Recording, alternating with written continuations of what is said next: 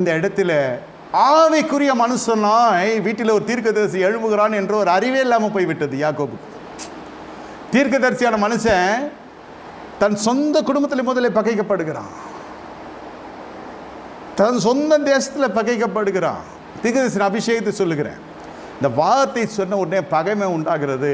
இந்த பகைமை உண்டான உடனே கர்த்தர் என்ன செய்கிறார், அந்த பிள்ளையாண்டனை அப்படியே தள்ளி கொண்டு போகிறார். நீங்கள் வார்த்தையினால் பிறப்பிக்கப்பட வேண்டும். உயர்வுக்கு முன்னே அந்த வார்த்தை தான் உங்களை பாவம் செய்யாமல் காத்து கொண்டு இருக்கும். அந்த வார்த்தை என்ன செய்யும் என்றால் உங்களை பாவத்துக்குள்ளே நடத்தாது. பாவம் உங்களை கண்டு ஓடிடும்.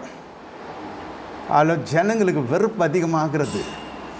உலகத்தின் ஆவியை தரித்த ஜனங்களுக்கு பவுலுக்கு அந்த வார்த்தை வருகிறது, அப்போஸ்தலருக்கு அந்த வார்த்தை வருகிறது. அந்த வார்த்தை பிரசங்கிறார்கள். ஜனங்கள் மூர்க்க வெறி கொண்டு அவர்கள் மீது அப்படியே பாய்கிறார்கள்.